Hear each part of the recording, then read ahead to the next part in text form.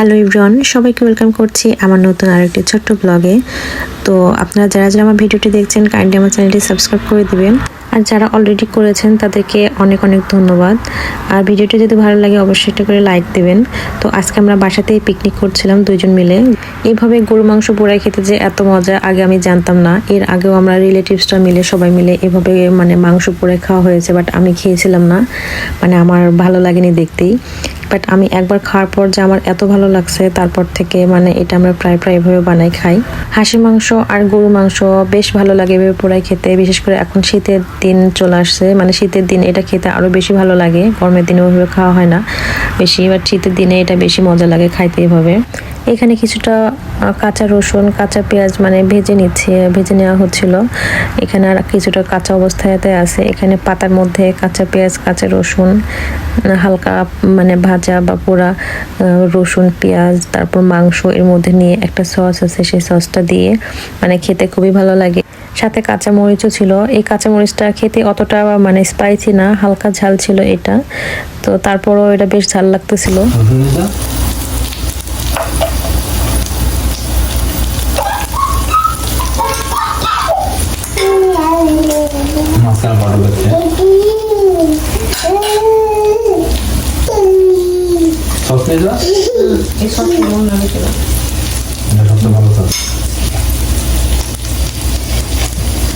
ও বলতেছিল যে এখানকার এই সসটা অনেক ভালো সস, সব থেকে ভালো সস তাই বলতেছে, কিন্তু আমার এটার সাথে ক্যাচাপ খেতে বেশি ভালো লাগে।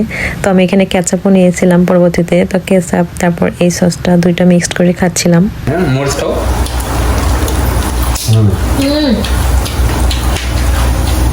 আমি দিব কি খাইতে দেখি দেখি এখানে আসো না দিলে চলবে। হ্যাঁ মাংস না দিলে চলবে।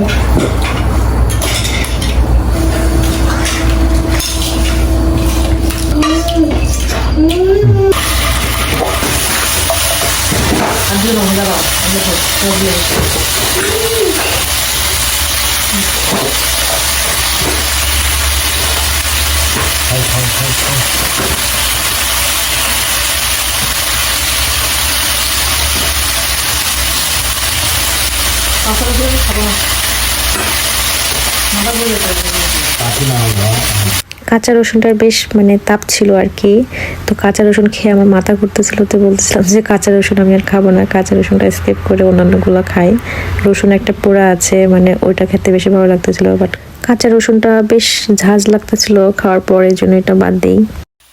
আমার হাজবেন্ড আসলে অত পোড়া মাংস খায় না, ও হালকা পুড়িয়ে তারপর ওভাবেই কাঁচা অবস্থাতেই খায়। হালকা পোড়া একটু কাঁচা এরকম অবস্থাতে ও খেতে পছন্দ করে। বাট আমি ওভাবে পছন্দ করি না, জন্য আমার জন্য মাংসটা একটু বেশি করে পোড়াইছে। আমি বেশি পোড়া না হলে খাবো না বলছে, এই জন্য একটু মাংসটা বেশি বেশি পোড়াইছে। তো বলতেছিল যে এটার রিয়েল টেস্ট পাওয়ার জন্য নাকি হালকা পোড়া মাংস খাইতে হবে। আমি বলছি আমার অত রিয়েল টেস্টের দরকার নাই, এই টেস্টে আমার অনেক ভালো লাগতেছে।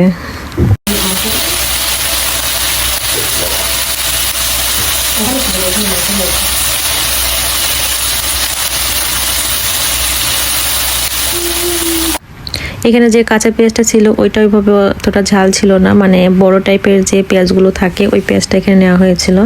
তো আমি আগে ভাবতাম যে এভাবে এরা কাঁচা মাংস পোড়ায় কীভাবে খায়, কেমন লাগে খেতে। তো আমি যখন খাওয়ার পর বেশ ভালো লাগে। কোরিয়ানরা এভাবে খেতে বেশ পছন্দ করে, কেননা রেস্টুরেন্টগুলোতে দেখি যে মাংস পুড়িয়ে খাওয়ার জন্য একদম সুন্দর সিস্টেম করা আছে।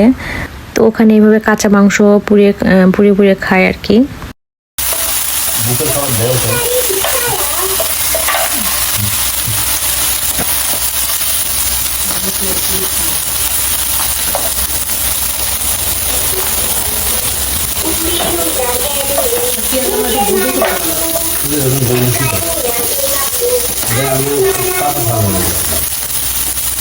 আমাদের বাচ্চা পাশে খেলনা দিয়ে খেলতেছিল, তো ওইটা বেশ আওয়াজ হচ্ছিল, গান বাজতেছিল।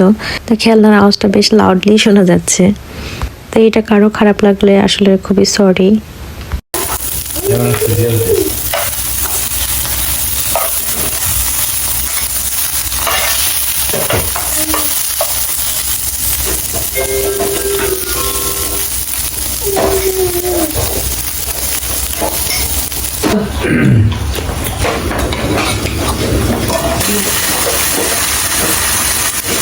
ভালো খাও ভালো খাও বাচ্চা খেলনা আওয়াজ আবার শুরু হয়ে গেছে। তো যাই হোক, আজকে ব্লগটা আসলে বেশি বড় না করে এখানে শেষ করি। আর আপনারা সবাই ভালো থাকবেন, কষ্ট করে আমার চ্যানেলটা সাবস্ক্রাইব করবেন, আমাকে সাপোর্ট করবেন। আল্লাহ হাফিজ।